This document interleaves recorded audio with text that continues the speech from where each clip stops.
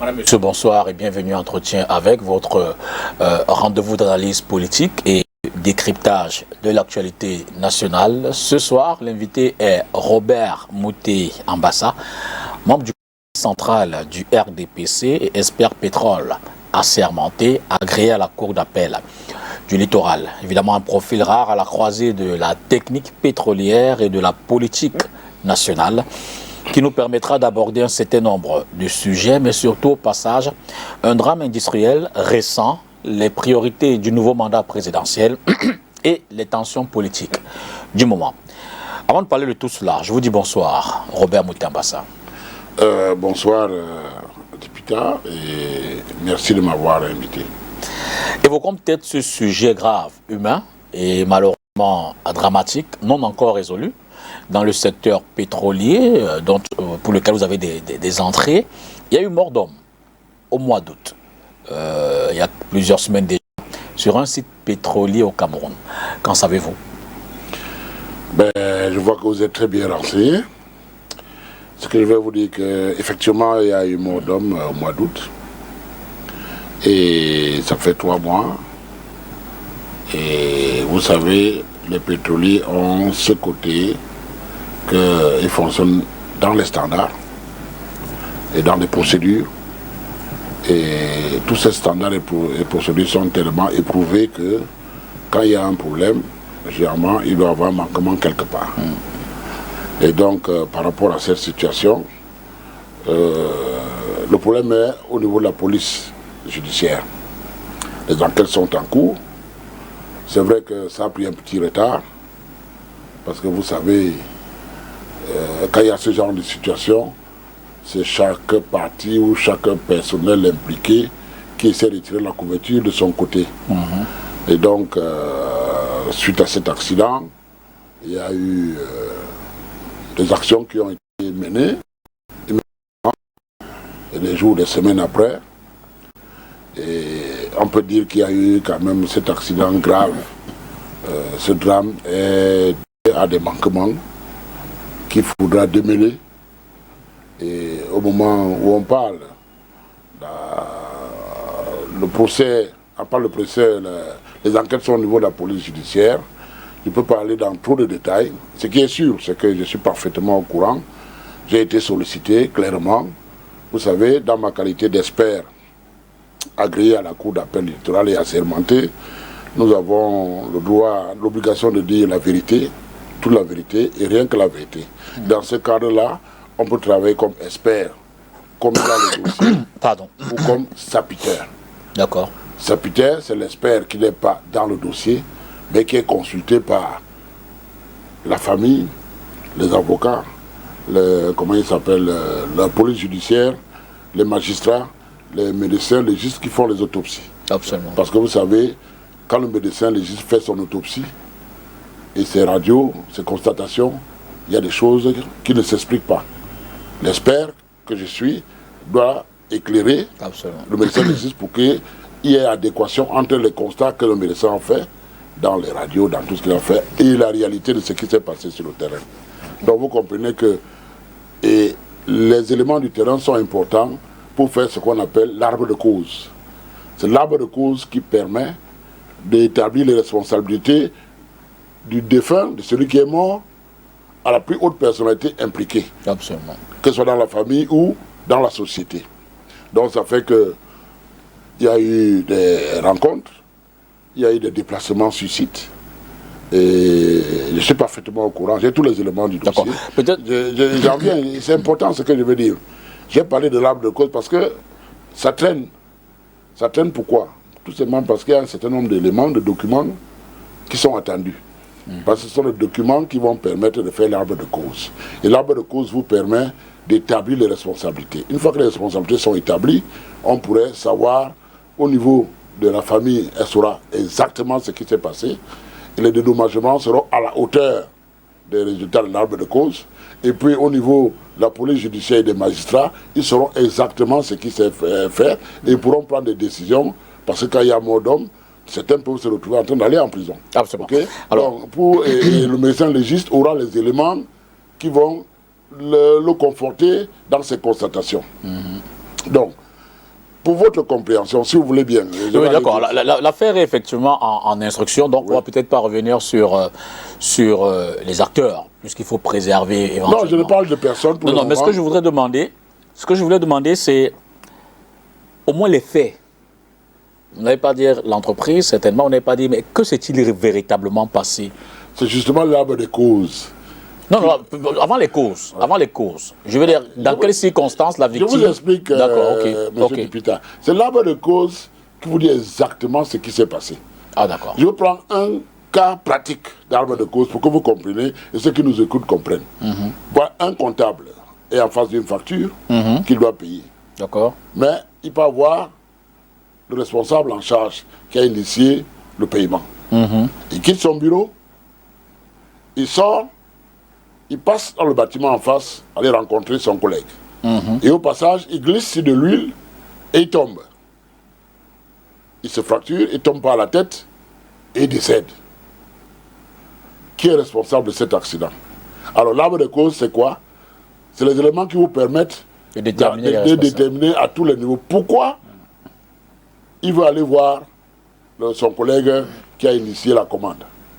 Sûrement pour avoir des éléments qui vont lui permettre de payer, de valider le paiement. Absolument. Maintenant, au passage, qu'est-ce que c'est fait? Il tombe, il décède. Pourquoi il est tombé? Parce qu'il a glissé sur une flaque d'huile. Qu'est-ce qui s'est passé pour qu'il glisse sur une flaque d'huile? Il s'est passé qu'un hystère est passé par là, il s'est arrêté 5 secondes avant de partir, il y a eu un suintement d'huile. L'huile s'est écoulée. Alors pourquoi l'huile s'écoule du hystère? Il y a un joint, SPI, qui a été remplacé pourtant il y a 2 jours, qui a laissé de l'huile couler. Alors, mais pourquoi un joint qu'on vient de remplacer laisse de l'huile couler? Tout simplement parce que c'était un mauvais joint. Pourquoi il n'était pas bon? Tout simplement parce qu'on n'a pas acheté chez le fournisseur habituel. On est parti chez un autre qui était un peu moins cher. Et ces joints étaient de mauvaise qualité. Alors, qui a demandé de changer de fournisseur? C'est l'acheteur. L'acheteur va dire oui, moi je voulais prendre le bon joint, mais mon patron m'a dit qu'il n'y a pas d'argent. Prends l'autre. Il a pris l'autre. Donc, vous voyez, depuis celui qui a glissé, qui est tombé, qui est décédé, on se retrouve au niveau du patron qui a refusé d'acheter le bon joint. Donc, c'est l'arbre de cause qui permet de clarifier tout ça et on va faire l'établissement de responsabilité le défunt, les responsables hiérarchiques 1 plus 2, 1 plus 2 en mer, à la direction générale, et ainsi de suite. Et on saura qui a fait quoi. Et à partir de là, on peut maintenant établir les indemnisations. Les juges peuvent prendre des sanctions. Elle peut être des sanctions pécuniaires, des sanctions avec privation de peine, de liberté et tout ça. Donc, voilà un peu. Donc, aujourd'hui, ça traîne un peu parce que certains documents qui permettent de faire cette table de cause sont disponibles, en fait. Vous le dites sous fond de soupçon de blocage volontaire? Ben, quand moi, étant du milieu pétrolier, les documents qui sont demandés sont des documents qui sont disponibles. D'accord. On ne peut pas les chercher. Ils sont là. Et vous pensez que quelqu'un fait de la rétention? Ça fait plus d'1 mois, vous n'avez pas, il y a un problème quelque part. D'accord. Et nous, experts, commis ou bien sapitaires, nous allons démêler. Et la vérité sera sûre. Parce que dans cette histoire de vérité, il ne faut pas penser que c'est uniquement la famille. La famille doit savoir. Les officiers de police et les magistrats doivent savoir. La société même doit savoir. Moi, pour améliorer ce... Voilà, moi j'ai travaillé... Le volet qualité. J'ai travaillé 21 ans offshore. Le réflexe des gens, c'est de ne pas dire la vérité au premier coup. Mais s'il n'y a pas quelqu'un qui s'y connaît, qui vous explique, vous allez vous planter. Alors, l'objectif, c'est quoi? C'est que si la famille connaît, elle est dédommagée à la hauteur, si les magistrats prennent les mesures qui s'imposent, les sanctions qui s'imposent à la hauteur, si la direction est au courant de la vérité, elle peut prendre des mesures correctives pour essayer d'empêcher qu'un autre Camerounais ne décède pas. Donc c'est une situation délicate. On ne peut pas aller dans le cas précis de ce dont vous parlez, mais je vous explique grosso modo pour que vous compreniez que c'est des choses qui sont clarifiables et ce problème doit être connu. Sinon, on va rester dans le flou et d'autres Camerounais vont peut-être mourir demain de la même manière. N'empêche que un certain nombre d'entreprises, y compris dans le secteur pétrolier, sont réticentes à respecter les normes. Est-ce le cas dans... Je pense que dans le milieu pétrolier, vous avez au moins 2 niveaux de pétroliers. Okay. Les majors, qui sont les grandes multinationales, qui ont un nom qui veillent à ce que ce nom reste propre. Généralement, ils mettent tout en œuvre pour respecter et les standards, et les procédures, et les consignes. Et quand il y a un problème, ils cherchent à rien cacher. C'est même ces entreprises qui viennent vers vous, vous dire la vérité de ce qui s'est passé. Maintenant, vous avez des intermédiaires qui, eux, n'ont pas la même capacité, même s'ils dégagent des gros bénéfices, mais ils ont le réflexe de ne pas dire la vérité. Il suffit d'aller dans Google. Hein. Google, c'est là la discussion de tout le monde. Et maintenant, même, il y a l'intelligence artificielle. OK? Allez taper les noms de toutes les sociétés du monde. Publiques, privées, pétrolières, industrielles. Vous posez les questions. Vous aurez des réponses. On va vous dire que telle entreprise a telle tendance, telle entreprise a telle tendance. Donc, je pense que c'est des choses qu'on connaît. Et pour revenir à ce cas précis, moi, personnellement, je pense que ce retard est dû au fait qu'il y a des manquements que les gens ne souhaitent pas qu'ils apparaissent. Pour finir, hein, ça fait longtemps. Et puis sans couper, et quand nous les experts, on fait notre rapport, chaque parti est libre de dénoncer ce rapport en apportant les preuves du contraire. Hein. Il ne faut pas penser que ce qu'on dit est parole d'évangile. Les autres peuvent dire, mais non, techniquement parlant, ce qu'il a dit n'est pas possible. Voilà ce qui s'est passé. Alors, ça fait 3 mois, puisque l'incident fut déroulé au mois d'août. La famille doit-elle perdre espoir? Non, la famille ne doit pas perdre espoir. Je pense que les responsables en charge au niveau de la police judiciaire, les magistrats doivent faire leur travail parce que si, vous savez, si on vous demande un certain nombre de documents pour voir clair dans ce qui s'est passé et vous ne réagissez pas, l'État, la police judiciaire a les moyens de vous imposer ça. Bien sûr. Et il n'y a pas une personne, une entreprise qui est au-dessus de la loi. Bien sûr. Sans transition, on va donc revenir sur les aspects purement politiques. Et vous savez que depuis le 6 novembre, le fait majeur politique, c'est la prestation de serment du président réélu, Paul Biya, à l'occasion du scrutin présidentiel du 2 octobre dernier. Comment avez-vous accueilli le discours de prestation de serment de Paul Biya? Ben, pour moi, c'est un très bon discours. C'est vrai que c'est mon président national, mais c'était un très bon discours. Il n'était pas très long, il n'était pas très court, mais je crois qu'il est allé à l'essentiel. Pour moi, c'était un très bon discours parce que la stylistique du discours et le contenu étaient en parfaite adéquation avec l'événement. Vous savez, je l'ai dit quelque part et je le répète, pour moi, les élections du 12 octobre étaient un vote sanction en direction vers tous les politiques. RDPC, majorité présidentielle et opposition aux affaires. Pour moi, c'était ça. Parce que la population souffre depuis quelque temps. Elle a d'énormes problèmes de subsistance. Elle a des problèmes environnementaux. Elle a l'impression que les dirigeants ne sont plus au service de la population. Ils sont plutôt arrogants. Ils sont imbus de leur personnalité. Ce sont des gens qui n'ont plus peur d'afficher leur richesse. Parce qu'aujourd'hui au Cameroun, il ne faut pas se mâcher les mots. Ce sont les hauts fonctionnaires qui sont les plus riches. Ce n'est pas les industriels, ce n'est pas les hommes d'affaires. Parce que quand vous allez dans le domicile d'un haut fonctionnaire, vous demandez s'il a un salaire différent de ce qu'on connaît dans la grille de salaire. Donc vous comprenez que cet écart qui se creuse chaque jour entre les riches et les pauvres frustre beaucoup de gens.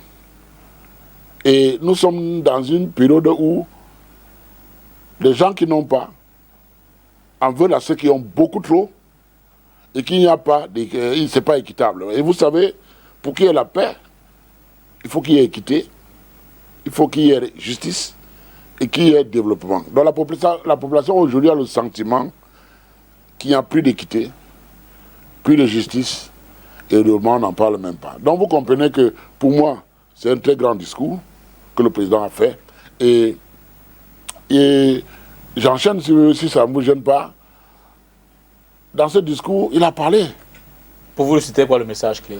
Ben, le premier message, déjà, quand il dit qu'il reconnaît la gravité de la situation, ça veut dire qu'il a compris le message. La population pleure, elle se plaint. Elle crie pitié, elle demande au Père de faire quelque chose. Parce que les lieutenants qui sont autour, beaucoup ont failli. Sinon, la mission première du président, du gouvernement et autres, c'est d'améliorer les conditions de vie des populations au quotidien. C'est le béaba. À ce niveau, ça ne passe pas. Donc, le président, premier message, il a compris. Il mesure la gravité de la situation. Et par rapport à cette gravité de la situation, il tend immédiatement la main à tous et à chacun. Il est bien conscient. Donc il tend la main. Parce qu'il y a beaucoup de choses aujourd'hui qui circulent. Il y a la crise du Nozo, il y a Boko Haram, il y a l'insécurité à l'Est, il y a même la situation post-électorale en cours, il y a des situations qu'on a connues avec Maurice Kamto et les militants du MSC qui sont enfermés, il y a aujourd'hui avec Tiroma. Donc je crois que quand il tend la main à tous et à chacun, pour moi je crois que c'est par là qu'il faut aller. Parce que nulle part au monde, les gens se sont tapés dessus, ils ont fait la guerre, et un a gagné. Personne ne gagne. Nous perdons tous. Ceux qui pensent qu'ils gagnent, c'est que peut-être ils ont échappé au feu. Mais grosso modo, nous sommes perdants tous. Et donc, au lieu de partir, se taper dessus, faire la guerre, ensuite aller s'asseoir, comme dans toutes les crises au monde, pour faire la paix, esquivons la guerre, allons à la paix. Et la main tendue là-bas dans cette direction. Et je suis très content. Et moi, je dis, le président a posé un acte. Maintenant, dans sa qualité de chef de l'État, patriarche, chef de famille, il doit appeler ses cadets, Tiroma, Kamto. Voilà la clé. Parce que c'est derrière eux que tout ça se passe. Vous prenez comme un Tiroma seul, ça ne va pas suffire. Vous prenez Kamto seul, ça ne va pas suffire. Qu'est-ce qui l'en empêche? Non, parce que vous savez, dans ce genre de situation, on a des va-t-en-guerre de part et d'autre. Il y a des va-t-en-guerre côté du chef de l'État, il y a des va-t-en-guerre du côté de l'opposition, ou bien du côté des majors. Parce que vous savez, deux ont fait 90%. 10 autres ont fait 10%. Bon, ils sont insignifiants. Donc, ils ne représentent pas grand-chose. Ils représentent quand même, mais pas grand-chose. Donc, ça fait que les deux majors, si le président s'assoit avec eux, comme je suis assis là avec, sans intermédiaire, parce que vous savez, les va-t-en-guerre vont refuser de laisser le président les rencontrer. Parce que si le président les rencontre, je suis sûr qu'il y aura une solution dans l'intérêt supérieur du Cameroun et des Camerounais. Le président est-il prisonnier de ces va-t-en-guerre? Non, il n'est pas prisonnier de va-t-en-guerre. Vous savez, la fonction présidentielle... Qu'est-ce qui l'empêcherait de les rencontrer si lui, il en exprime le besoin?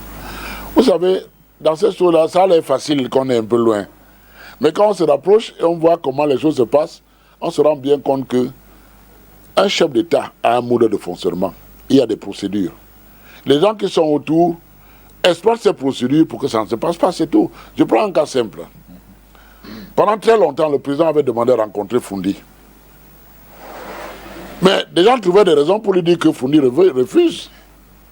Pourtant, on n'a même pas dit à Foundi que le président veut vous rencontrer. Mais quand, à l'occasion du cinquantenaire, le président part à Bamenda, il retrouve Foundi, il lui dit, mais depuis moi, je cherche à te rencontrer, on me dit que tu refuses. Foundi, le président, personne ne m'a jamais rien dit. Il dit, ah bon, tel ne t'a pas dit ceci, il dit, non, il n'a jamais été. Mais c'est là le président se rend compte que les envoyés ne disaient pas ce qu'ils demandaient. Et qu'est-ce qu'il a fait? Il a appelé Belinga Eboutou. Il dit, bon, à partir de maintenant, voilà Belinga Eboutou, tu vas prendre ses contacts.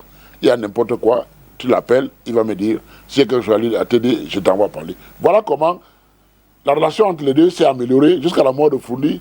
Il saisissait le président quand il voulait. Je prends un deuxième cas. Cette partie de l'opposition ont proposé des modifications du code électoral. D'ailleurs, Thomas Ndamji a le... Voilà. Ils ont déposé normalement contre des décharges partout.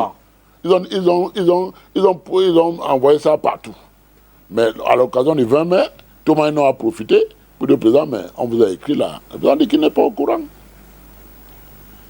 Il dit que non, il faut envoyer dans les consuls là tout de suite. Donc vous comprenez qu'un chef d'État, quand vous voyez par exemple, un chef d'État n'a pas besoin d'avoir son emploi du temps dans la tête, son agenda. Non. Il y a des gens qui... Le protocole est là pour ça. Le protocole est là pour ça. Quand vous voyez par exemple l'autre jour à l'Assemblée, le protocole vient lui rappeler qu'il doit se lever. Bon, il y en a qui vont prendre ça sous un angle comme si le président est complètement perdu. Mais non, c'est son rôle. Il est là pour appeler au président. Quand le président arrive le matin au bureau, il vient avec son tableau, il dit que bon, aujourd'hui, vous allez faire ceci, vous allez recevoir tel, vous allez recevoir tel, vous organisez. Quand c'est prêt, il dit que bon, c'est prêt, vous pouvez venir. Il vient. Le président, c'est un homme qui doit avoir la tête pour réfléchir dans les grandes choses. Pendant qu'au moment où on lui soufflait de se lever, et que ça a été interprété d'une manière ou d'une autre selon les gens, mais quand il s'est levé, vous avez vu comment il a fait son discours. Mais sans faute.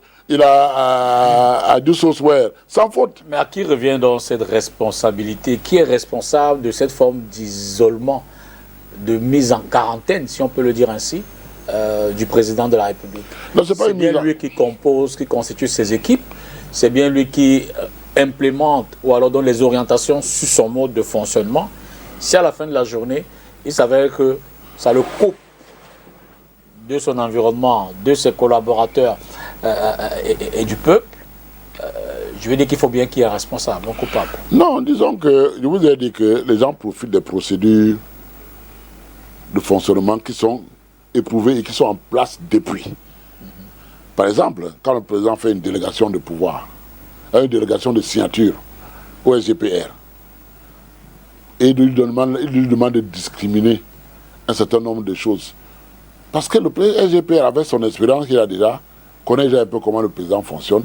Il y a des petites décisions qu'il n'a pas forcément besoin d'aller dire au président. Le président lui donne le feu vert de gérer ces petites décisions discriminées. Maintenant, c'est au SGPR de ne pas aller au-delà de ça. Et donc, ça fait que, quelque part, par rapport à cette discrimination, il y a quelque chose qui peut arriver. Et ça ne continue pas parce que ça a été décidé au niveau des SGPR. Les gens peuvent mal interpréter ça. Mais je pense que les décisions majeures, importantes, le président est toujours impliqué. Et même dans les décisions qui concernent la discrimination, je suis sûr que le SGPR qui est malin, qui n'est pas idiot, informe-tu le président. Parce que le président aime être informé. Même si vous donnez cette délégation, ne prenez pas ça comme si vous êtes obligé d'aller faire comme vous voulez dans votre coin. Je suis à peu près sûr que toutes les décisions importantes et officielles qui sont sorties du secrétariat général, le président est au courant et l'a validé. Alors, le discours... Donc, par rapport à la question, s'il veut rencontrer Tiroma, s'il veut rencontrer Kamto, il sait comment faire. Ils ne sont pas des ennemis. Hein. Pour vous, le discours du 6 novembre marque-t-il une rupture ou une continuité? Je ne veux pas faire la politique, je ne sais pas, de l'autruche. C'est clair que tout le monde a bien compris que c'est un discours de continuité. D'autres même ont appelé ça discours réchauffé. Pourquoi? Parce que ce n'est pas la première fois qu'ils disent ça. Ce n'est pas la première fois qu'ils mettent les choses sous le signe des jeunes, des femmes. Il a fait ça même en 2018. Mais on a bien vu que pendant 5 ans, les ministres qui étaient en charge d'implémenter les orientations du président n'ont rien fait. Et ça fait comme si c'est du réchauffé. Donc je pense que le contexte aujourd'hui est un tout petit peu différent. Parce que la crise de 98 n'était pas comme celle de 2025. Cette 2025 est beaucoup plus sérieuse. Et la population a réagi violemment. Et le président a bien compris. Je pense que dans l'intérêt de la paix et de l'ordre retrouvé au Cameroun, le président doit agir vite. Parce que les gens qui sont chargés d'implémenter les orientations qu'il donne, la définition de politique qu'il prend, ont montré leurs limites. Dit qu'on reste encore 1 jour de plus, 2 jours de plus avec ces gens, ça veut dire que le président est en train de rester dans la logique de laisser les choses se faire. Et on sait déjà comment ces gens ont fait durant les 7 années qui viennent de passer. Ils vont faire ce qu'ils savent faire, c'est-à-dire ne rien faire. Alors, le président par ailleurs parlait quand même de quelques réformes qu'il envisage implémenter. Pour vous, quelles seraient les réformes les plus urgentes, les réformes prioritaires dès l'entame de ce nouveau mandat? Les réformes prioritaires pour moi, c'est d'abord changer ces hommes. Ils sont là depuis trop longtemps, ils ont trop donné, ils ont donné le maximum qu'ils ont pu, ils n'ont plus rien à donner. Penser qu'on peut les laisser encore 1 mois, 2 mois, 3 mois, je pense que c'est d'augmenter la tension au sein de la population. Il faut remplacer ce gouvernement, je l'ai dit et je le répète, doit être remplacé au minimum à 90%. Le président lui-même a dit quelque part que dans tous ces ministres, il n'y a pas une dizaine qui lui sont même fidèles. Il le sait. Mais je pense qu'en changeant d'homme, n'importe quelle nouvelle personne qui arrive aura tendance à essayer de faire quelque chose pour faire avancer. Parce que moi, j'ai mis dans notre secteur pétrolier, généralement, on vous laisse 3 ans au poste, maximum 5 ans. Mais si vous travaillez très bien, ok, ce que vous avez bien fait ici, vous allez faire ça ailleurs. Parce que quand vous arrivez à un poste, on se dit que vous avez peut-être les 6 premiers mois pour bien comprendre comment la maison fonctionne. Et après, vous lancez vos réformes. Vous avez 1 an et demi, maximum 2 pour faire vos réformes et les stabiliser. Et après, ça devient la routine. Vous pouvez déjà partir ailleurs faire autre chose. Et si vous restez au même endroit, je peux vous garantir qu'il y a beaucoup de ministres là qui n'ont même plus besoin d'aller au bureau. Ils restent couchés à la maison, ils travaillent. Puisque c'est le même rendement que s'il allait tous les jours au bureau. Il ne réfléchit plus beaucoup. Il a déjà mis ses réformes. Il ne va pas venir commencer à critiquer ses propres réformes. Et la situation ne s'améliore pas nécessairement. Pas du tout, ça ne s'améliore même pas. Au contraire, moi je prends au plan politique. Ça se matérialise avec une courbe. Nous, au RDPC, on a gagné en 2011 avec 3 772 000 voix. En 2020, nous avons gagné avec 2,5 millions de voix.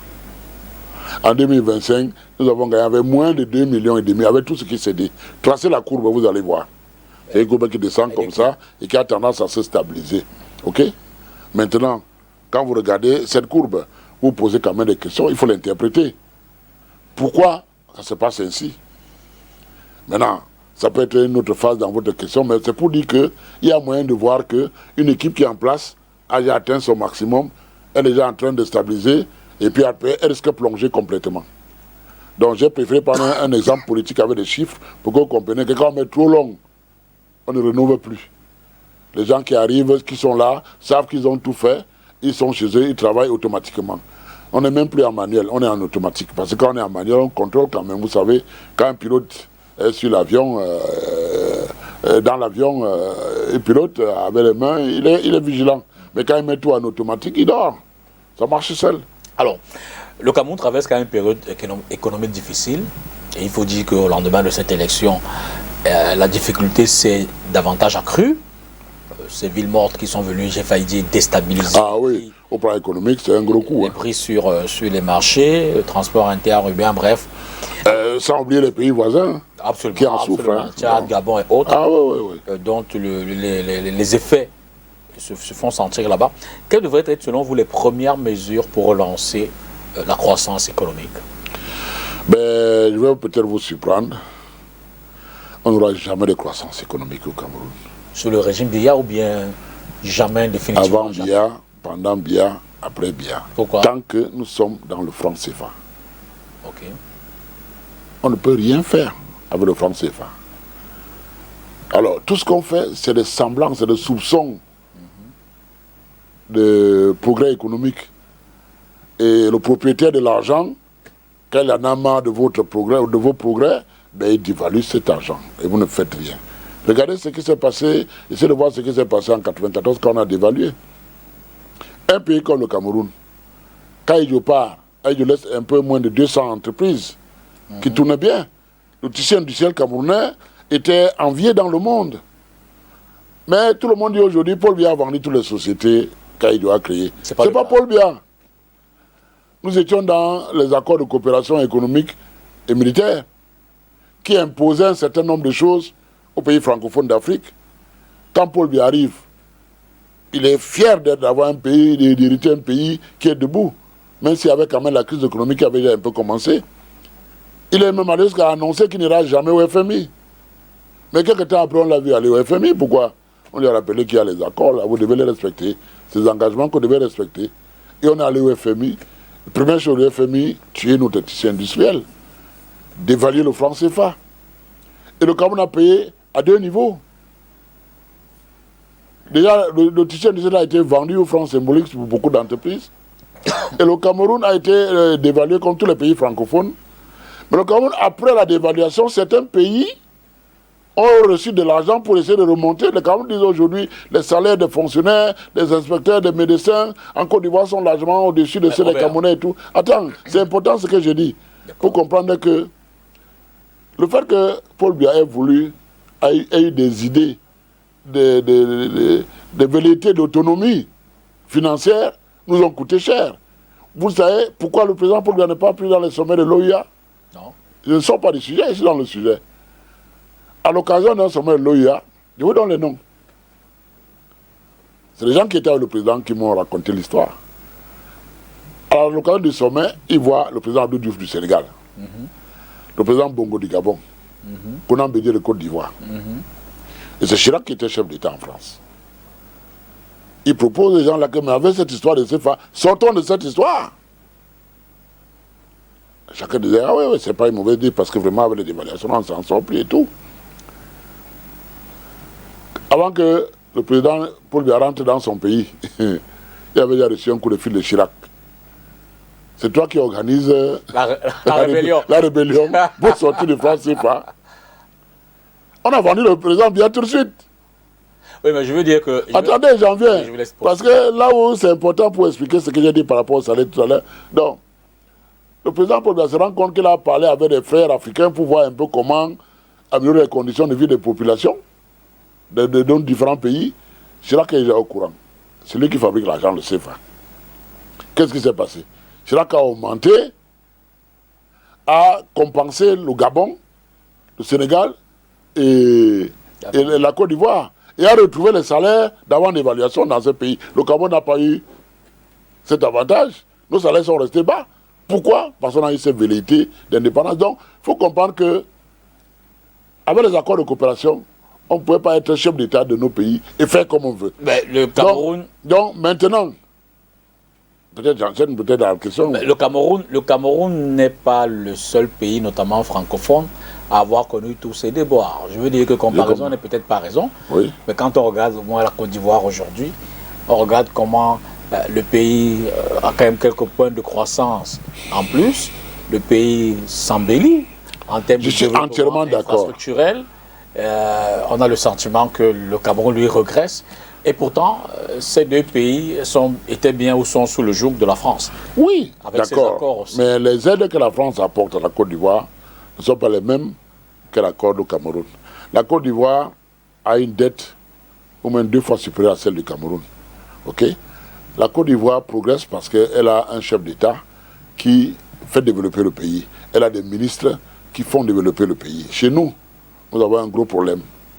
Le président Paul Biya, regardez, on a fait parler de biens mal acquis à gauche, à droite. Le président Paul Biya n'a rien là dehors, hein, pas grand-chose, hein, rien. Par rapport à sa fonction de chef d'État depuis 43 ans. Ok? Mais nos ministres, beaucoup sont des voleurs. Excusez-moi du terme.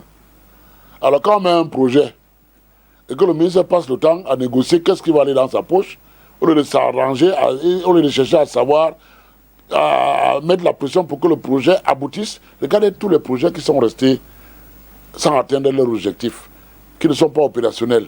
D'autres, c'est dans le catastrophe. Donc, le détournement, la corruption, le vol sont les paramètres qui ont empêché le Cameroun d'avancer comme la Côte d'Ivoire.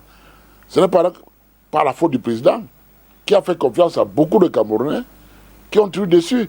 Quand vous les voyez très motivés, la mouiller le maillot sur le RDPC, ce n'est pas par amour pour le Cameroun ou pour le président. Ah bon? C'est parce qu'ils ont peur, ils savent ce qu'ils ont fait, le président des dossiers de tout le monde. Ils savent ce qu'ils ont fait. Il faut montrer ce militantisme pour espérer avoir la magnanimité, ne pas se retrouver de l'autre côté, ou bien en exil. Donc je crois que le problème des Camerounais, c'est cette corruption rampante qui nous pose des problèmes. C'est ce détournement de deniers publics, c'est ces vols, c'est toute cette organisation qui a été mise en place pour encourager ou bien pour s'encourager à se mettre plein les poches au lieu de travailler et d'être au service des Camerounais. D'accord. Je pense que le problème, il est là. Et pour cela, ça revient à ce que j'ai dit tout à l'heure, il faut nettoyer ce gouvernement. Il faut mettre des technocrates qui vont trouver des solutions aux problèmes. Et il faut faire, comme à une époque d'Aïdjo, moi je me rappelle, j'étais jeune. À l'époque d'Aïdjo, vous ne pouvez pas voir quelqu'un commencer à faire, comment je veux dire, un chantier. Dès qu'il fait la fondation, vous sentez que c'est un R+5, ici là. Mais dès que le commissaire spécial du coin voit votre fondation, il vous appelle, monsieur Dipita, vous êtes un fonctionnaire, telle catégorie, et il connaît les salaires. Comment vous faites pour faire R+5? Mais si vous ne pouvez pas expliquer, ben, on stoppe. Ou si vous avez conçu, on retire ça, on reverse ça dans le patrimoine de l'État. Jusqu'au jour où vous allez expliquer, si votre père en mourant, vous avez laissé des milliards que vous êtes en train d'investir. C'est simple, hein. La corruption, là, on n'a pas besoin d'aller, on crée les commissions de corruption à gauche, à droite. Ce n'est pas efficace, les gens s'entendent toujours. On demande à chaque Camerounais de justifier ses investissements. C'est tout. Vous allez voir que les maisons vont coûter moins cher. Il y en a qui vont commencer à vendre parce qu'ils ne peuvent pas justifier. Pour construire R+5, R+10, ce n'est pas l'argent qui sort de votre poche quand même. Si vous avez pris un crédit, déposez les documents sur la table, on va voir, on vérifie à la banque. Si votre père était milliardaire, vous a laissé avec l'argent. Montrez-nous le patrimoine, c'est qu'on vous a laissé. Mais si vous êtes juste un simple fonctionnaire et vous gérez les marchés, vous payez les marchés, les bakchiches et autres, l'État récupère tout. Et on verse ça au patrimoine de l'État. Au lieu que les fonctionnaires aillent louer les maisons, on vous loge gracieusement dans les maisons qui sont récupérées. Parce que cette histoire de détournement, tant qu'on ne va pas aller, moi j'ai conçu une maison. On doit me demander comment j'ai fait pour construire cette maison. Comment avez-vous fait? Hein? Non, je dis pas, je suis en train d'expliquer. Moi, c'est simple. Moi, j'ai travaillé dans le privé. On ne va pas personnaliser. Non, non, mais si on personnalise, j'avais un bon salaire. J'étais bien payé. Vous êtes prêt personnellement à déclarer vos biens? Ah oui, je n'ai aucun problème. Parce que je n'en ai pas beaucoup déjà. Et vous savez, je suis le genre de père qui a choisi d'investir sur ses enfants. J'ai mis tous mes revenus sur mes enfants. Et les ai envoyés tous à l'étranger pour qu'ils aient des conditions d'études et de vie nettement meilleures, parce que je voyais le désordre qui s'implantait déjà ici. On ne fait pas confiance à notre système. Non, non, le système est vicié. Le système est vicié. J'ai compris ça très vite et très tôt. Déjà que mes enfants étaient dans un système où ils allaient à l'école en français. Mais je les ai enlevés du français au système anglo-saxon du jour au lendemain.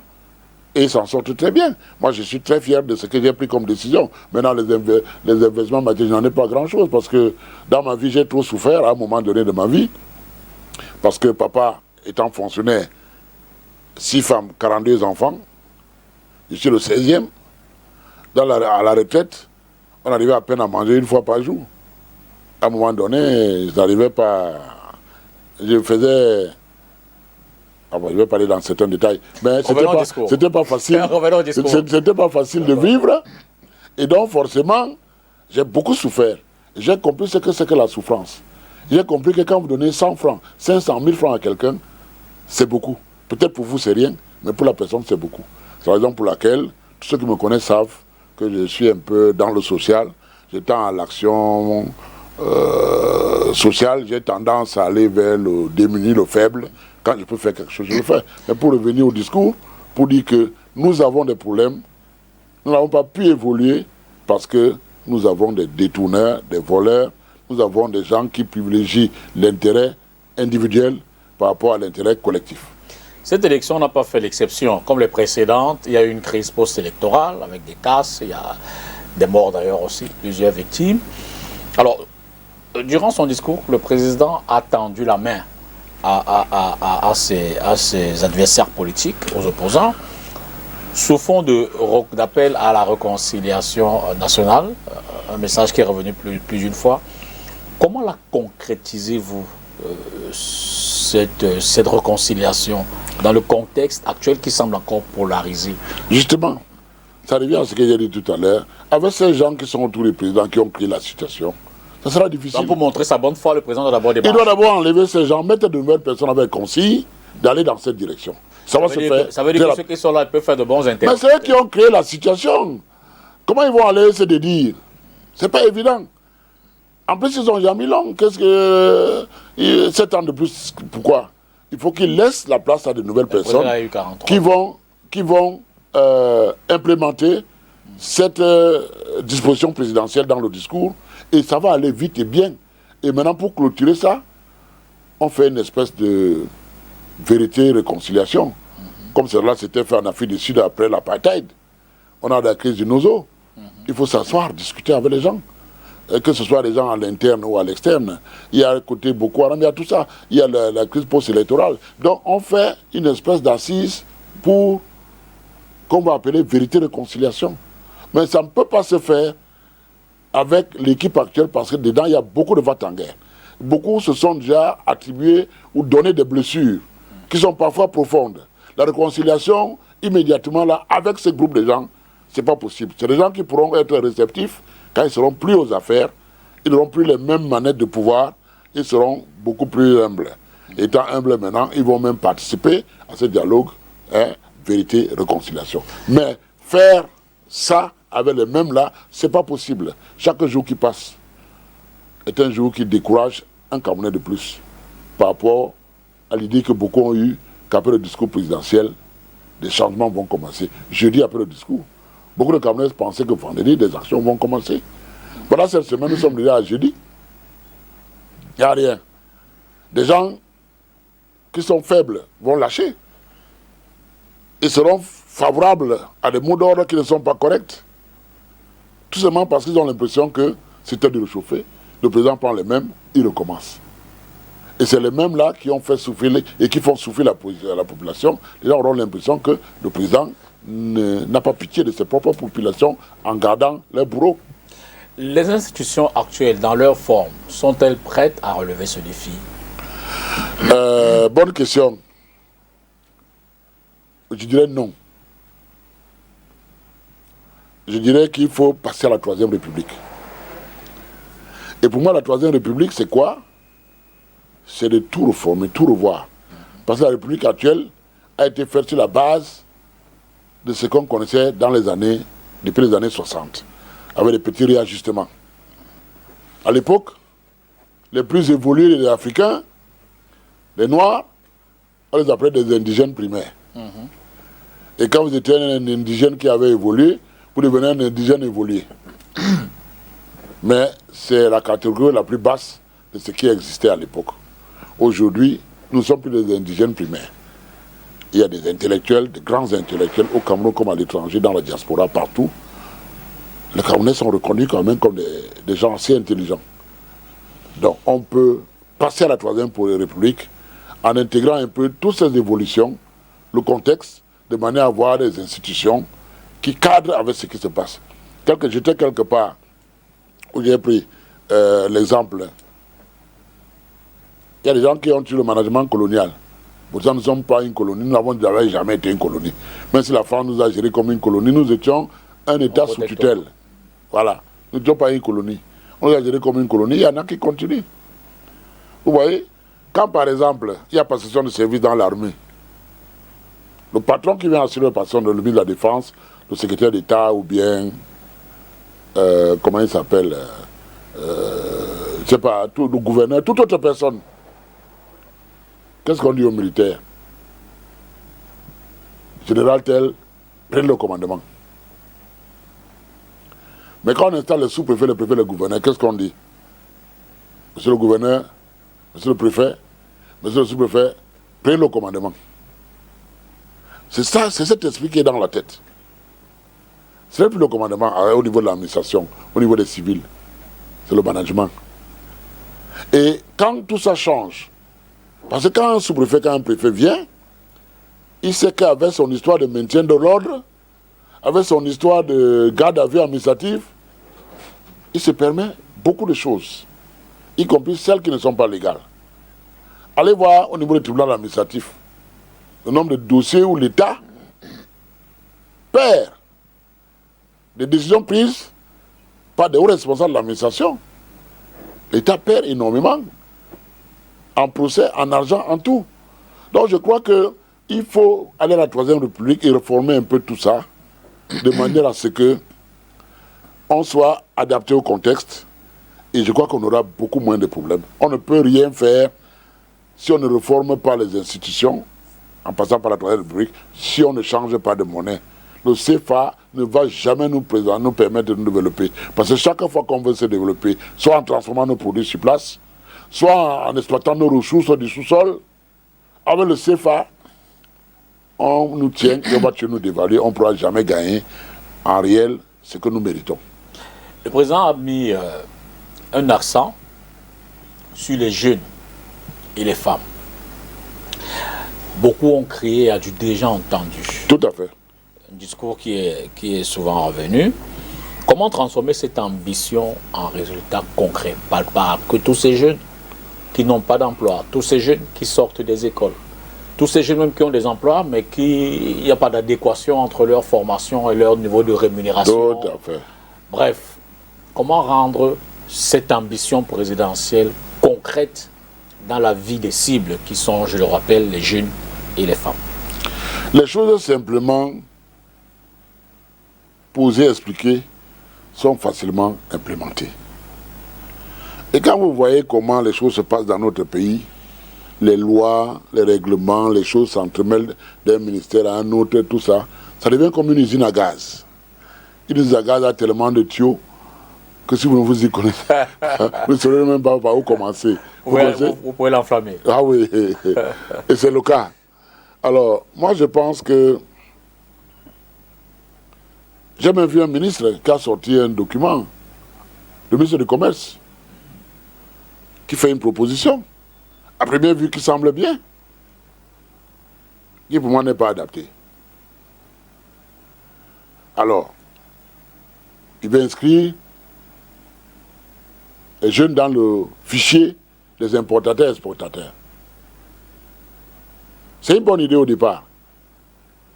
Maintenant, une fois que le jeune est inscrit, il fait quoi? La suite, il faut de l'argent. Il n'a pas d'argent. Il faut de l'argent comment? Pour faire l'import-export. Ok. Ok? Donc, à ce niveau, la mesure est limitée tout de suite. Je passe en phase 2. J'ai vu un deuxième document dans la note du même ministre qui fait la liste des pièces à fournir. Quand vous voyez dedans, il n'y a aucune pièce qui est gratuite. Peut-être oui, la demande, oui. Enfin, il faut la timbrer. Il faut la timbrer à 1500, donc ce n'est pas gratuit. Donc, et là, il faut passer par les notaires. Quand vous créez une structure là, entre 200 et 300 000, hein. Et le ministère lui-même a 45 000 francs. À raison de 30 000, pourquoi? Et puis 15 000, ça fait 45 000. Alors, un jeune qui cherche à travailler pour avoir une structure qui va lui permettre d'être dans une liste qui n'a pas de lendemain, il dépense déjà facilement 400 000. Et il est sur place. Mais en parallèle, le ministre qui ouvre ça, comme les gens sont à la recherche d'emploi et des activités et tout ça, 100 000 jeunes, parce que nous avons plus au moins 18 millions de jeunes, peut-être seulement 100 000 jeunes qui acceptent de faire la demande, de respecter ces conditions-là. Le ministère reçoit 45 000 francs par jeune. 100 000 jeunes, ça va lui faire combien? 4 milliards et demi. Lui, le ministère, il a 4 milliards et demi. Hein. Non, le ministère. Oui, c'est lui qui est patron, c'est lui qui gère cet argent là-bas. Dans tous les cas, le ministère a 4 milliards et demi. Mais le jeune n'a toujours rien. Hein. Je crois que, c'est pour ça qu'il dit que s'il y a des décisions, c'est une décision, je peux dire que c'est une initiative malheureuse. Elle n'est pas heureuse. Par contre, pour changer les choses et permettre aux jeunes et aux femmes, quand il dit jeunes, jeunes par âge, jeunes aussi parce que il y a des gens qui sont à 40, 45 ans aujourd'hui, qui ont des diplômes de master et docteur, qui sont à la recherche de leur premier emploi. Ils sont plus très jeunes, mais ils ont le droit aussi de vivre. Alors, ce genre de choses, ce n'est pas chaque ministère dans son coin qui doivent répondre. Il faut qu'on fasse une loi qui simplifie toutes les procédures aux jeunes et à tous ceux qui commencent dans les activités.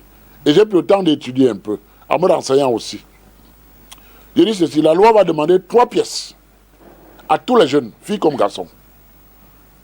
La première pièce, c'est votre demande à laquelle vous allez joindre votre diplôme, votre certificat, votre attestation, votre permis de conduire. En fait, toute pièce qui peut montrer que vous savez faire quelque chose. Ça, c'est gratuit. Vous allez vous affilier à la direction générale des impôts en prenant un numéro d'identification unique. C'est pour la traçabilité. Parce qu'aujourd'hui, avec la loi, tous les Camerounais, même ceux qui ne travaillent pas, doivent avoir ce numéro, cette identification. Ils doivent déclarer les impôts. Troisième point, la CNPS.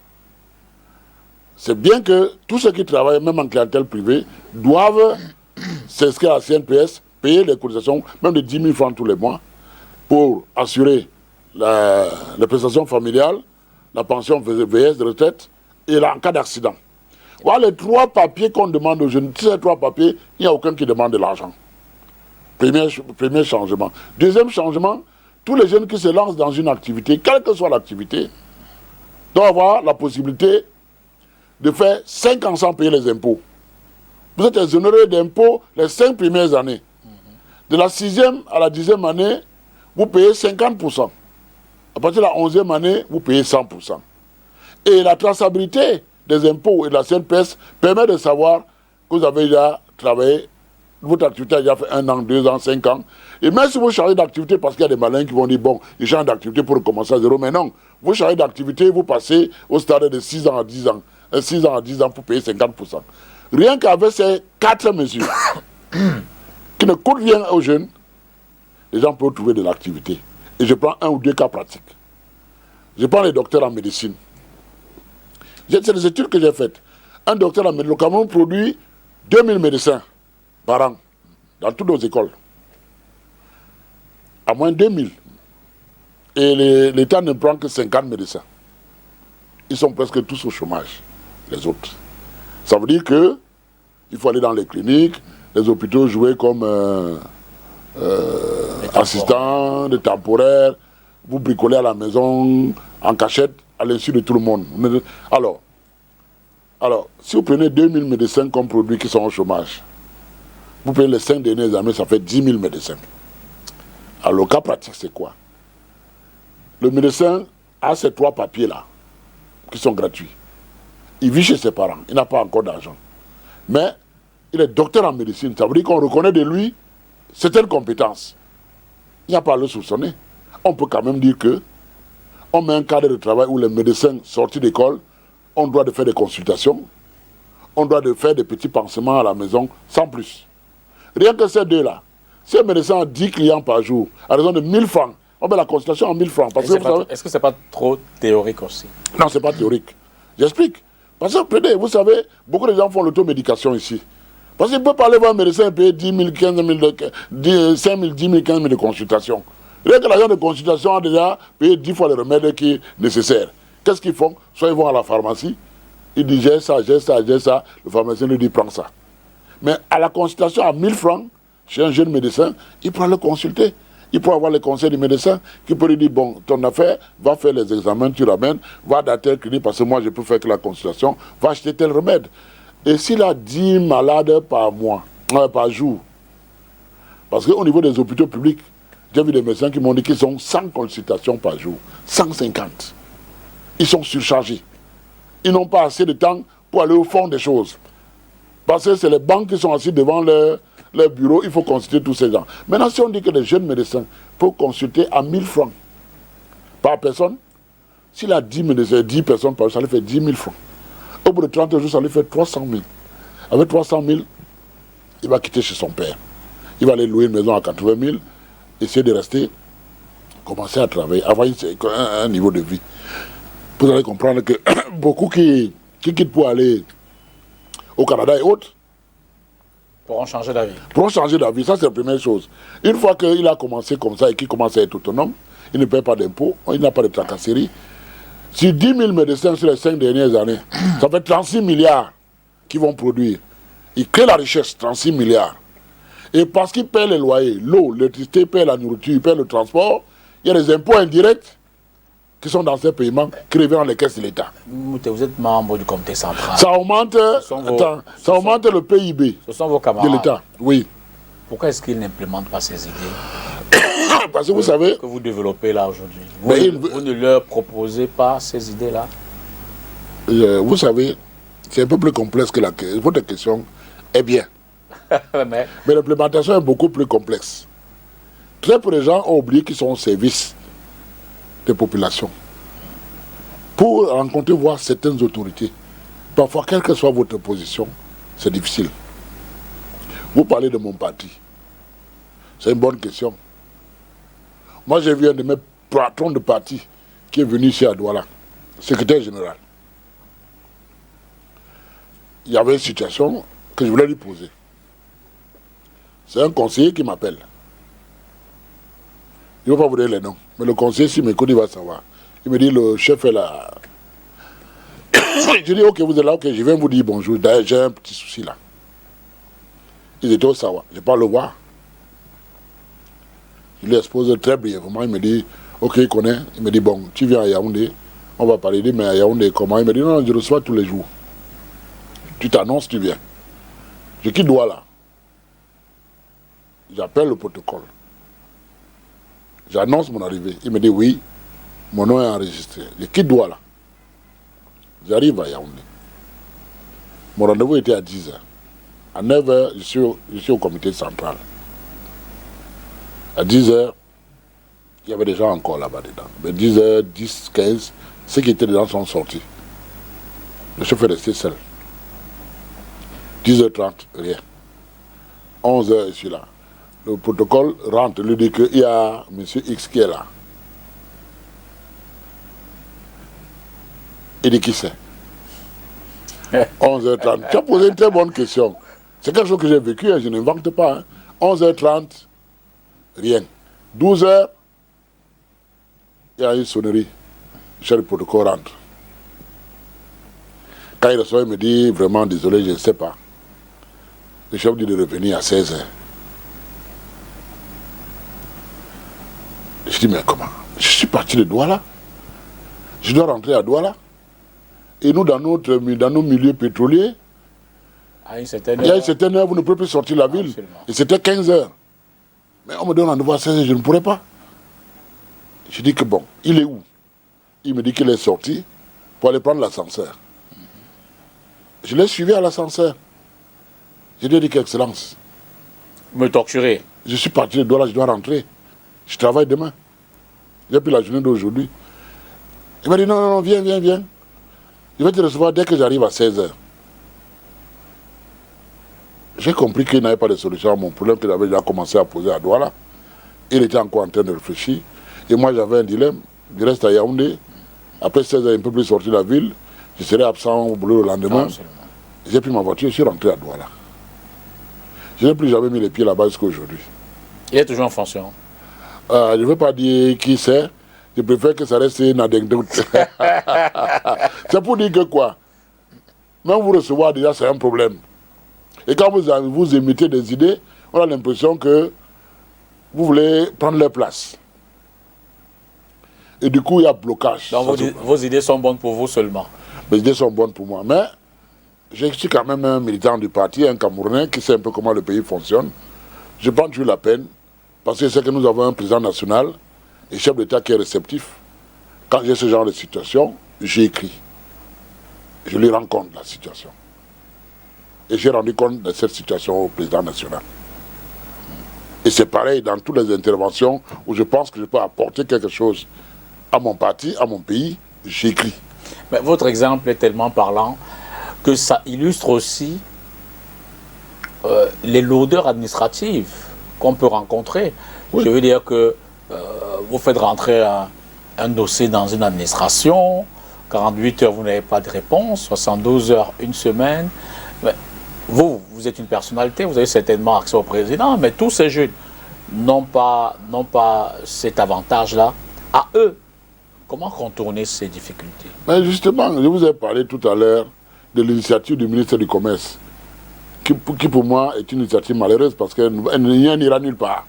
Il faut passer par des lois. Quand ça passe à l'Assemblée, ça s'applique à tous les ministères. C'est valable pour la santé, c'est valable pour les ingénieurs, c'est valable pour les techniciens, c'est valable même les callboxers, les bensikineurs. Moi, j'ai été pendant un certain temps PCA de 10 syndicats de mototaxis. Je connais bien l'environnement de ce secteur.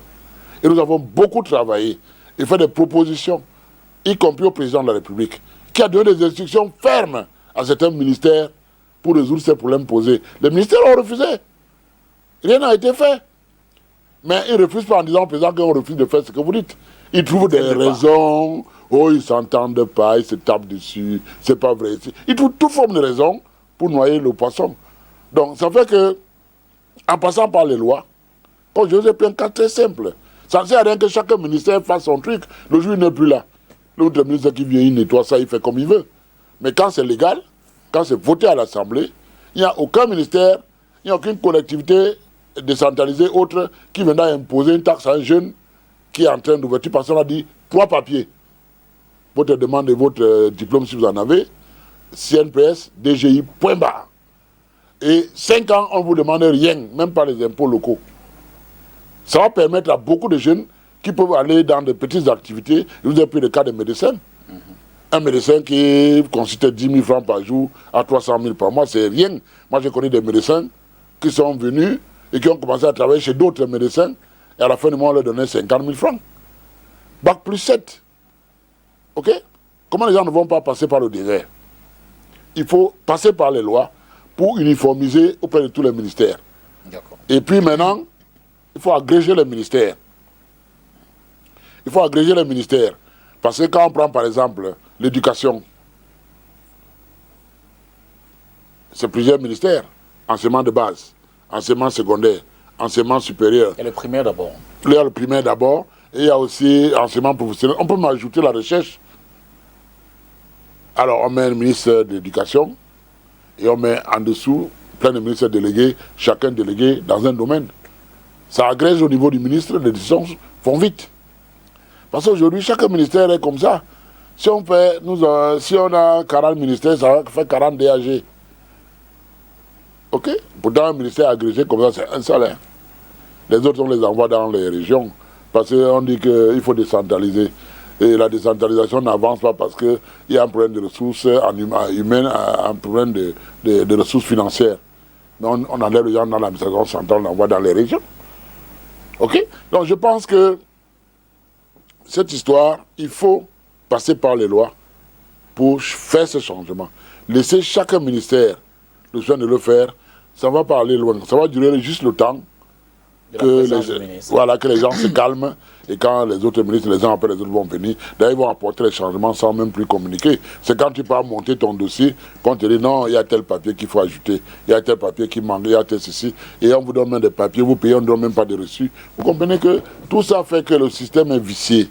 Et les gens qui sont en poste en ce moment, le ministère du Commerce par exemple, qui a fait cette proposition, il est là depuis 21 ans. C'est lui qui a ouvert ce ministère. C'est lui qui a mis tous les points bloquants qu'il y a au ministère. Et vous lui demandez de venir se dire en enlevant tout ce qu'il a mis. Mais on met un autre. C'est lui qui pourra nettoyer facilement. S'il est bon, je ne dis pas qu'on l'envoie au quartier. Il peut aller ambassadeur. Il peut aller au Sénat. Il peut aller à l'Assemblée. Il peut aller n'importe où. Mais il faut faire bouger, il faut faire tourner. Il faut enlever les gens. Les nouvelles personnes, je peux vous dire que ce soit même vous, ou moi, ou n'importe qui arrive là, il aura besoin d'avoir les résultats pour atteindre les objectifs qu'on lui a donnés. Maintenant, on laisse les mêmes gens.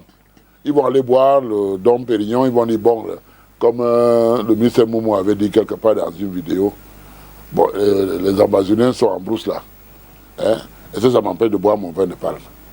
J'ai vu une vidéo comme ça. Est-ce que c'est normal? C'est mon ami, hein? Mais c'est pas normal. Cela dit, on va rester en politique, mais un registre un peu décalé, ou alors un autre registre. L'ultimatum de Issa Chiroma Bakari, vous pensez que c'est un bras de fer politique, une menace réelle ou simplement une levée des enchères pour qui sait peut-être faire un peu plus de pression sur le président Biya? L'ultimatum, moi je pense que c'est une forme de pression qu'il fait sur le gouvernement. Et quand vous êtes dans une position, vous faites ce genre de pression, c'est que vous comptez aussi sur quelque chose. Parce que quand vous voyez ce qui se passe, je crois que pour moi le problème, le danger ce n'est pas Chiroma, le danger c'est pas Paul Biya. Le danger c'est ces Occidentaux qui veulent mettre la main sur nos richesses. Est-ce que ce n'est pas une réponse paresseuse que de dire que il y a eu une gouvernance qui, vous l'avez reconnu, tout à fait, a montré ses limites. Tout à fait. En termes de chômage, en termes de vie chère et autres. Il y a un nouveau souffle qui prétend pouvoir faire mieux. Et si ça ne marche pas, tout le monde accuse les Occidentaux. Le nouveau souffle, il faut bien comprendre ce qui se passe. Parce que j'ai l'impression que, en fait, moi je comprends ça à ma manière. D'accord. Vous savez, j'ai parlé tout à l'heure de vote sanction en début d'émission. Ce n'est pas un vote sanction qui est dû au fait qu'un leader est à la tête de ce vote sanction. Les populations qui souffrent au quotidien, qui ont des problèmes de subsistance, sont à l'origine de ce vote sanction. Et parmi les hommes politiques, il y en a un qui a senti le vent tourner plus vite que les autres, c'est Chiroma. Et il s'est mis dans la direction voulue par le peuple. C'est la raison pour laquelle, au niveau de l'opposition, la coalition qu'on demandait au ministère d'État Bello et à Chiroma ne s'étant pas faite, la coalition s'est faite en dessous par la population elle-même et qui a choisi son bon diable. Maintenant, le bon diable surfe sur cette histoire. Donc, il ne faut pas analyser ce problème en se figeant sur Chiroma. Il faut tenir compte du fait que c'est la population elle-même aussi qui est à l'origine. Parce qu'il y a beaucoup d'initiatives qui sont prises très loin de là où est Chiroma. Je suis sûr qu'il y a des choses même qui le surprennent lui-même. Vous comprenez? Donc, n'oubliez pas, il ne faut pas oublier que c'est la population, c'est le peuple en dessous qui est maître de la situation. Je parle des villes mortes dont on a fait allusion. Quand Chiroma annonce les villes mortes, pour lundi, mardi, mercredi, mais la semaine d'avant, on était en ville morte. Toute la semaine. C'était fermé partout, il n'y avait pas de mot d'ordre. Vous comprenez? Il faut bien analyser la situation. Donc, quand Chiroma envoie un mot d'ordre, il menace, je suis sûr que dans sa tête, il calcule et il essaie de faire ce que la population attend et souhaite. Donc, les gens sont tellement fatigués de ce gouvernement qui a monté ses limites que chaque jour qui passe énerve les Camerounais. C'est les gens qui ont montré leurs limites, tout le monde l'a vu. Mais ils sont toujours là. Et qu'est-ce que les gens disent? Que le président ne contrôle plus la situation. Est-ce qu'il la contrôle? Moi, je pense qu'il la contrôle. Vous allez être certain. Oui, je suis quand même positionné, je suis allé dans une position où j'ai quand même un certain nombre d'informations. Je pense qu'il contrôle la situation. Mais c'est un femme politique qui a appris à vivre avec ses ennemis, qui a développé beaucoup d'aptitudes à vivre en milieu hostile. Et quand il y a l'hostilité, comme c'est le cas, c'est là où il est plus fort. Le président, je ne sais pas s'il y a plus malin que lui en politique. Mais, comme je dis, je l'ai déjà dit, je fais confiance qu'il a la balle du shérif. Parce qu'il sait exactement ce qui se passe. Et qu'est-ce qui se passe? Mais il sait que la population n'est plus contente. Mais tu sais, parfois, en politique, il faut être cynique. Hein? Parfois, on est cynique en politique. Il y a des gens là au gouvernement que le président sait qui sont allés négocier avec certaines puissances étrangères pour venir lui succéder. Et c'est des gens qui posent des actes pour nuire au président. Mais la meilleure manière de le contrôler, c'est de le garder là aux affaires à côté de toi. Les gens vont dire que non, il peut le virer, il doit aller au quartier. Mais non, quand quelqu'un est au quartier, vous ne le contrôlez pas. Quand vous êtes ministre, quand vous êtes général, tous ces hauts gradés là, vous ne sortez pas les Yaoundé comme vous voulez. Jusqu'au grade de capitaine, c'est le ministre de la Défense qui vous autorise à quitter votre zone de compétence. À partir de chef d'escadron, je crois, ça va à la présidence, hein. Le ministre, pour sortir de Yaoundé, doit avoir l'autorisation. On doit savoir à tout moment où il est. Il ne doit pas être quelque part caché dans le pays en train de fomenter quelque chose. Donc c'est pour dire que, bien que le président ne soit pas d'accord avec certains, je comprends, moi, dans ma position, qu'il peut les maintenir. Le meilleur moyen de les tenir, et quand il va décider de régler ce problème, il va le faire à l'aise, la personne sera apportée. Savez-vous où est Issa Chiroma en ce moment? Non, si je vous dis que je sais où il est, c'est que je vous mens. Je lis comme tout le monde qu'il est à Garoua, d'autres disent qu'il est au Nigeria à Yola, d'autres disent qu'il est en Gambie. Je lis un peu tout. Mais dans tout ça, qui dit vrai, qui ne dit pas vrai, moi je pense que il vaut mieux attendre. Ça n'en sert à rien. Parce que vous savez, dans cette situation qui est la nôtre aujourd'hui, il ne faut pas penser que tout le monde pense et vous regarde dans la même direction. Même au niveau du gouvernement, là, tout le monde n'est pas avec ou contre. Il y en a qui, dans le gouvernement, il y en a qui soutiennent Issa Chiroma. Mais Issa Chiroma a été ministre pendant presque 20 ans. Vous croyez qu'il n'a pas d'amis dans ce gouvernement? Vous dites qu'il n'a pas d'amis, c'est que les gens ne sont pas sérieux. Je sais que les gens font la politique du caméléon, mais Chiroma a mis près de 20 ans ministre, il connaît tous ces gens-là. Il a été en plus porte-parole du gouvernement. C'est-à-dire quand le ministère avait les problèmes, c'est lui qui partait expliquer aux populations.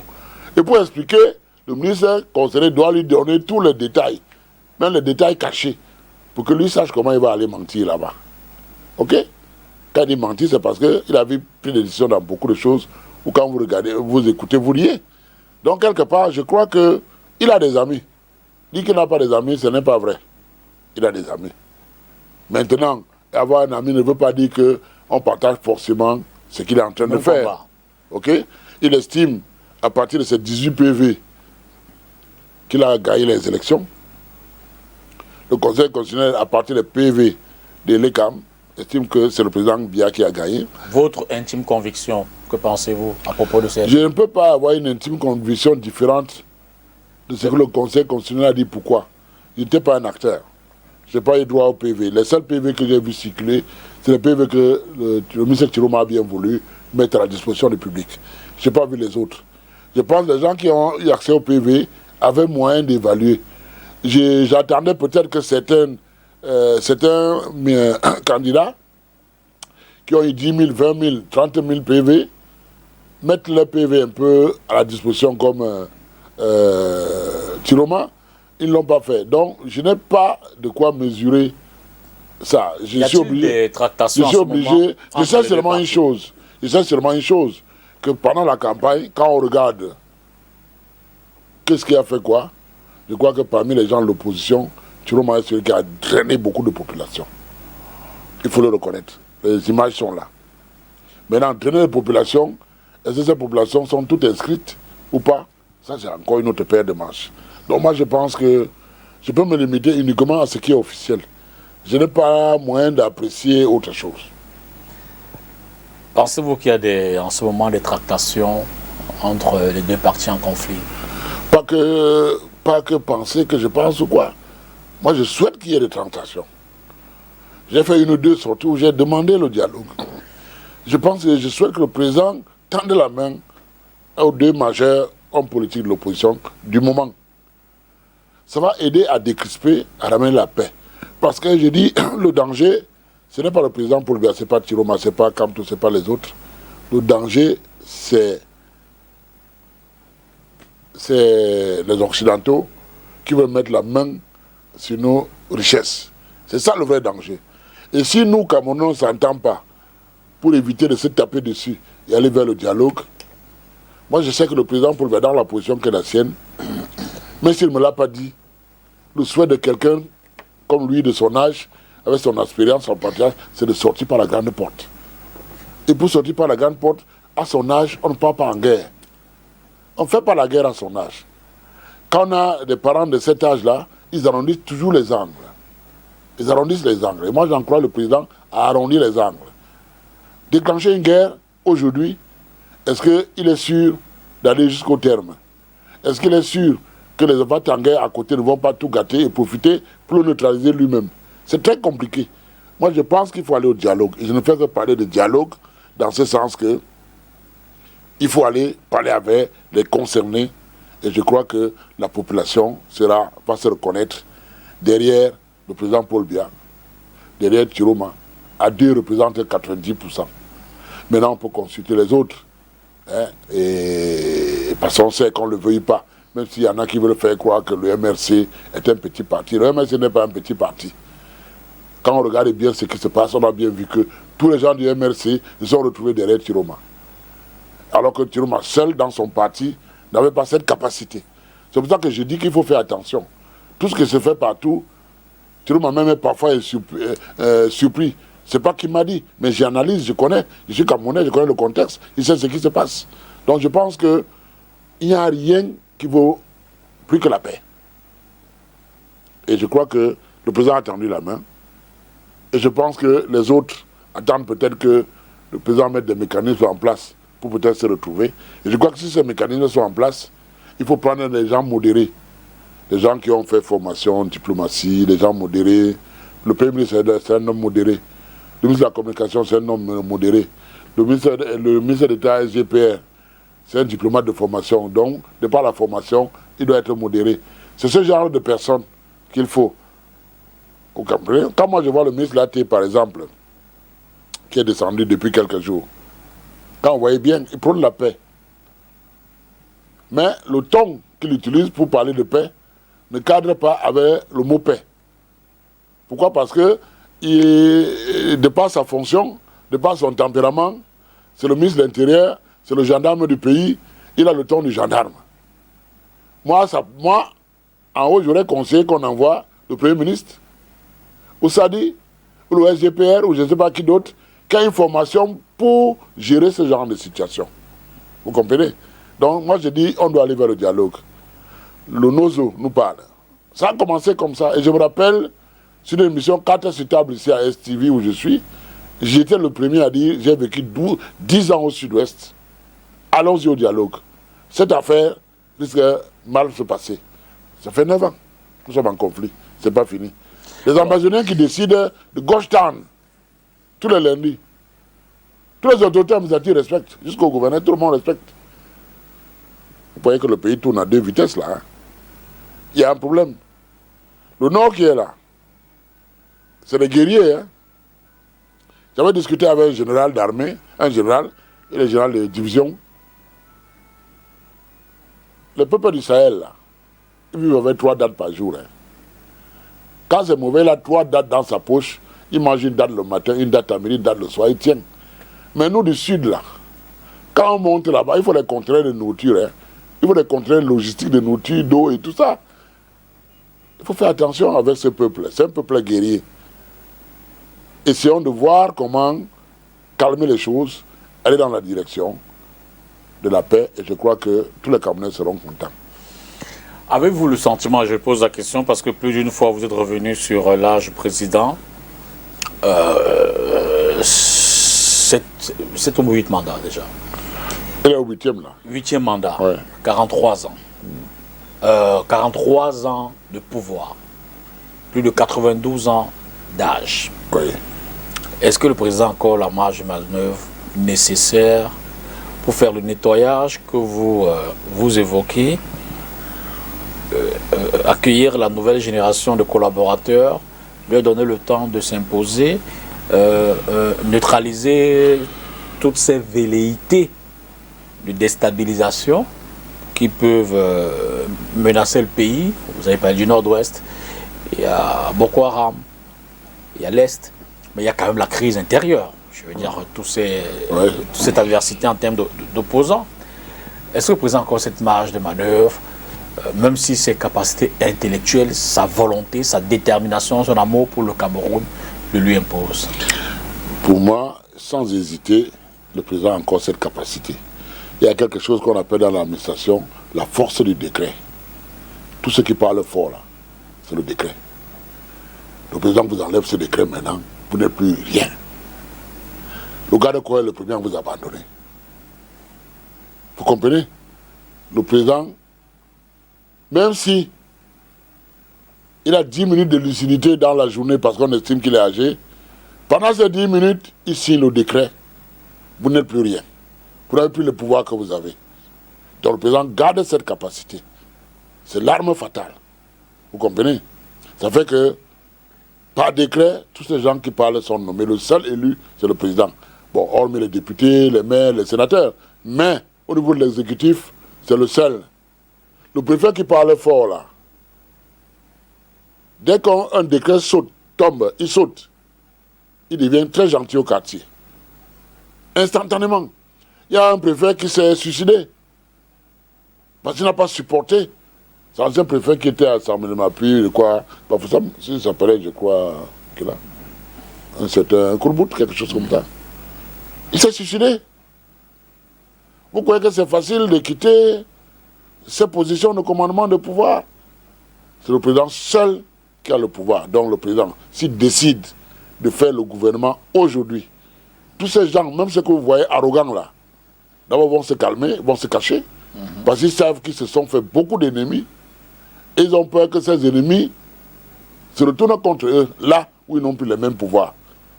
Parce que vous savez, quand vous êtes dans la voiture, il y a le gendarme devant là. Ça vous donne parfois la grosse tête. Mais quand le gendarme quitte, vous devenez vulnérable. Donc, je suis convaincu que le patron, avec son pouvoir, le pouvoir du décret, peut rétablir toute forme de situation. Cela dit, n'empêche que, pour revenir, hein, c'est l'ancien préfet de la MIFI, on va peut-être devoir donner son nom, question de préserver aussi l'intimité de sa famille, qui a passé des moments difficiles. Mais cela dit, l'autre approche est de dire que la structure étatique, la forme unitaire de l'État, la décentralisation voulue, semble avoir montré ses limites. Le SDF a proposé, il le propose depuis d'ailleurs, hein, c'est l'idéologie du SDF dans sa forme, le fédéralisme.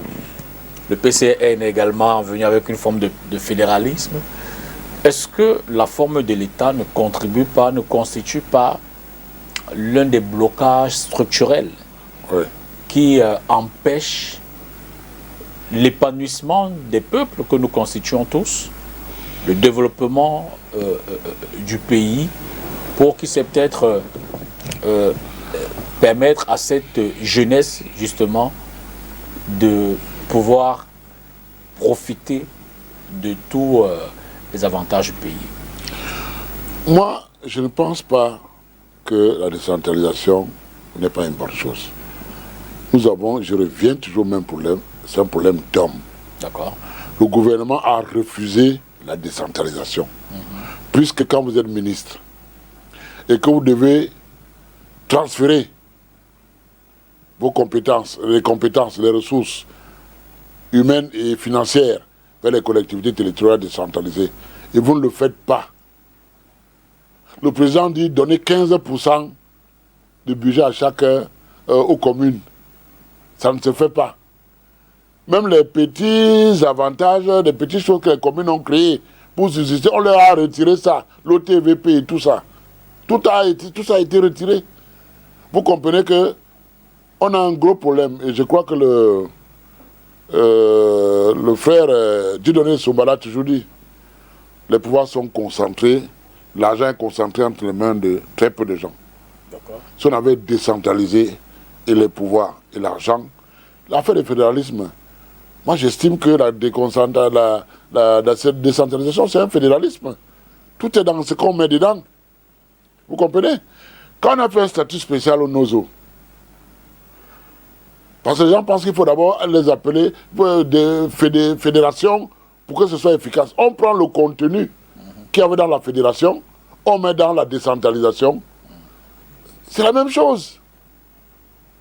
Avoir un système particulier éducatif, d'éducation, avoir un système judiciaire common law particulier, le PWD pour les travaux publics, et je ne sais pas trop quoi, la police et tout. Regardez par exemple, jusqu'à aujourd'hui, quand vous restez au sud-ouest et au nord-ouest, quand le policier vous intercepte en route, il vous donne un PV. En fait, c'est là-bas, on te dit tu passes au tribunal tel jour. Et quand le policier dit que vous avez surchargé la voiture, vous devez aller devant le juge montrer comment la voiture était surchargée. J'ai assisté à des procès, j'ai vu. J'ai compris. Et pour moi, c'est un bon système. Parce que de notre côté ici, quand il a écrit, on prend ça pour comptant, alors que parfois il n'a pas prêté serment. Même s'il a prêté serment. J'estime ceci. Alors, j'ai assisté à un truc un jour pour montrer au plan judiciaire. Un policier a dit un véhicule KS70 avec 8 personnes dans le véhicule. Le chauffeur arrive à là-bas, il ne reconnaît pas qu'il a transporté 8 personnes. C'est au policier de démontrer que la KS70 peut transporter 8 personnes. On a trouvé un KS70 qui passait là, on a appelé, on l'a posé là. On dit maintenant au policier, on dit au chauffeur, regarde dans la salle, prends des gens qui avaient la corpulence de tes clients. On va voir si 8 peuvent entrer dans la KS70. Le chauffeur a choisi les costauds comme moi dans la salle. À peine 4 sont entrés, le 5e avait du mal à entrer. Et le juge s'est mis à blâmer le policier.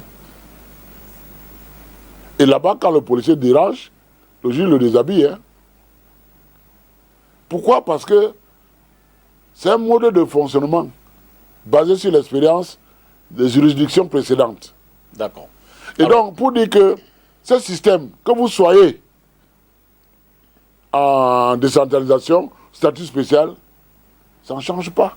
Moi, je crois que pour moi, la décentralisation, c'est le fédéralisme à 10 États. D'accord. Mais la seule chose qu'il faut faire pour rendre ça plus efficace, il faut supprimer le pouvoir des préfets et des gouverneurs sur les collectivités territoriales. Donc, ça va être déconcentré. Pas décentralisé. La décentralisation est là, mais il faut déconcentrer les pouvoirs. Et avec ça, les responsables locaux pourront vraiment donner le meilleur d'eux-mêmes. Sinon, ils sont là, mais on ne voit rien. Vous avez fait un rappel mémoire tout à l'heure sur l'adhésion des populations durant la période de campagne électorale vis-à-vis du discours de Issa Chiroma, de ses meetings. On a bien pu voir que beaucoup de gens le suivaient.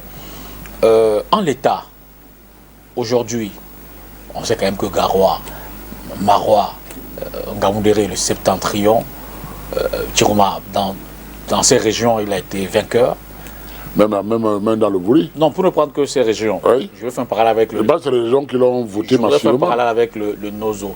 Pour vous, y a-t-il risque de dislocation? Ah oui, le risque il est là.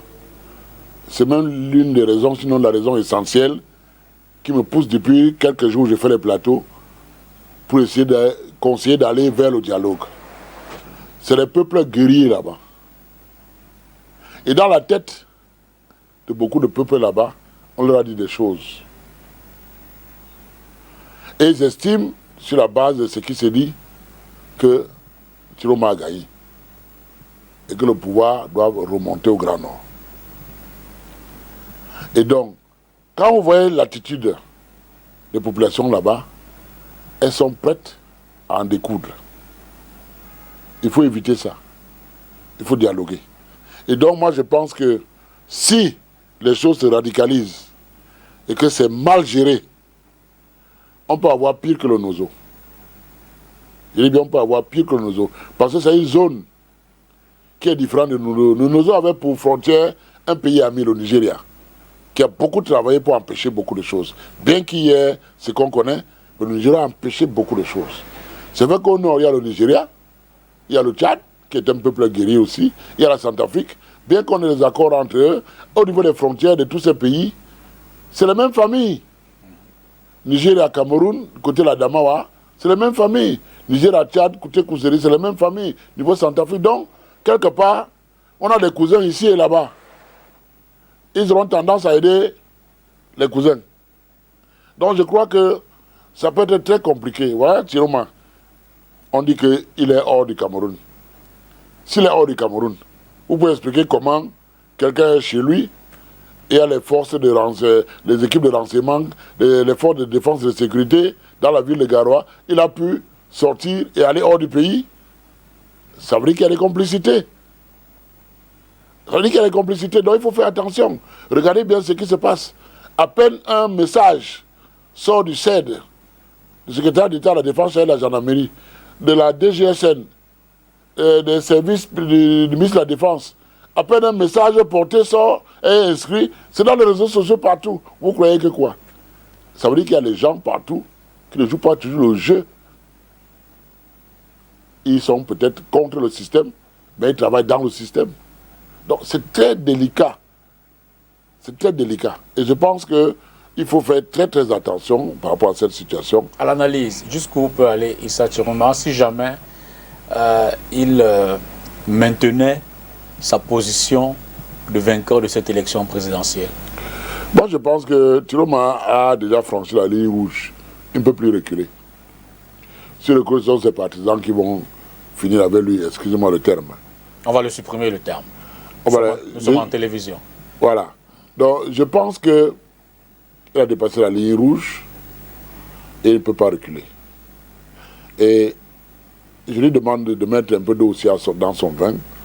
Si la main tendue du président lui parvient, qu'il accepte qu'il a discuté avec son grand frère Ils se connaissent bien.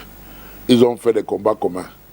En 92, en 90-92, je l'ai déjà dit quelque part, c'est Chiroma qui sauve Biya avec Amadou Moustapha.